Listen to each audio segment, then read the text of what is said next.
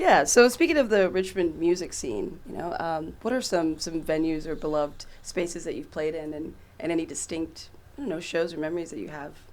I don't know. I just think of shows that were kind of iconic for us, at least. I mean, Strange Matter. Yeah, we played that tons building. of shows there. Well, if you had to say like, oh, what's like the most iconic building, for that era of us?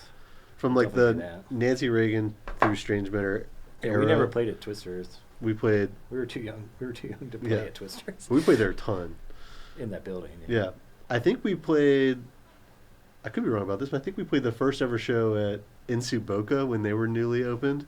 They would do shows and they would just kind of like clear all the tables out and put like a PA right inside the door there.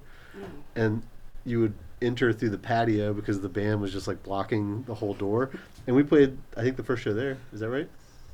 Yeah, I think for me, like as far as playing shows in Richmond, like when we were first starting out, playing like house shows was awesome. Oh yeah, obviously. gosh. It's like all your friends are there. And we're too old now. We don't know anybody. Now it's like, like I don't like, oh, there's a house show. Like, oh, no one's telling me about it. Obviously, there's a lot of that happening, but. Just like the part of having to find the address too sometimes makes me feel old. I don't like to use the internet either, so like I'm not like on Instagram or any of those things. So it's like if there's like a show happening, like someone has to like call and tell me. You are probably literally the last person to know. It's like across the street. Yeah. Why is everybody going over there? Yeah, exactly. But like doing like Churchill house shows and stuff were always awesome. Or like playing shows at the bike lot, always sweet. Or and then like those kind of like the NC Boca type shows where it was just like in a space that didn't necessarily have shows. Right. So it was like this kind of in between a house show and like an actual venue. And then like, playing at places like Strange Matter or Gallery 5 or... We used to play, speaking of like places. Businesses or places that would have shows that felt like a house show, we used to play at Rumors Boutique. Oh, wow. But they were like in this cool little spot that is now Christian's Pizza on Harrison. But it was like across from Edo's, behind the Village, this tiny little store. And they would have shows and they were incredible. I loved it because it just felt like a house show. And we played there a lot with a couple different bands. Yeah, that was fun. What was the sound set up there? Was it the sound that made it incredible, or was it a... No, I'm sure the sound was horrible. It was all vibes all the time. All vibes, okay. It was just like so small that like if 50 people showed up, it was like, yes! It was like a lot of people. I feel like we've always been 90%, as far as when we're playing, 90% vibes and 10% sound. Especially back then. Like now we're like way more into like sounding good, but I don't know if we got invited. I think we got invited, but we got asked, I think, to play at like a local music festival at one point, and all the other bands played on this like really nice stage out in the field. And then when the festival was over, then we played like over on the grass, and they just like lit our performance with like car lights. Do you remember this? Yeah. And it was awesome. Yeah, that rocks. People went berserk, man. I don't remember like the circumstances as to why that was the case, but we were like the after party band. It was like the show had ended and then we played, but it was, it worked for us. Yeah. I just love imagining that.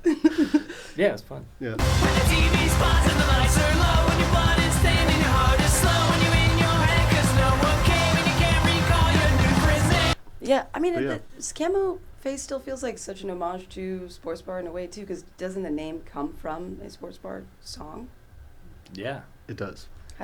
What's the pull there? Well, if you saw our text history / notebook history, we came up with about 10,000 band names for the new band, and we hadn't had to name a band in so long that like we never really had to like Google band names before.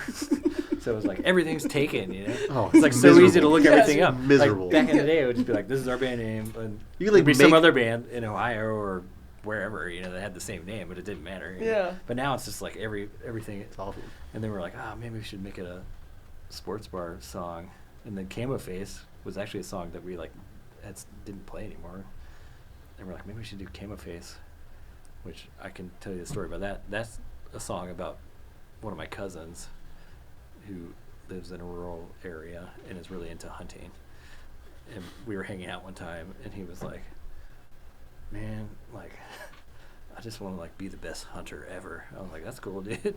And he was like, I'm just gonna like like instead of like putting camo on my face, I'm just like tattoo it on my face, man. Like I'm just gonna be Camo Face. And we were like, I was like, I will pay for you to do that. He didn't do it, but so anyway, that was like the genesis or whatever of that song. So we wrote that song about him, and it was just kind of a bit or whatever. And then later we named the band that. But after we named the band that, we were like, why did we name it Camo Face? Yeah. I feel like we don't even like this song anymore.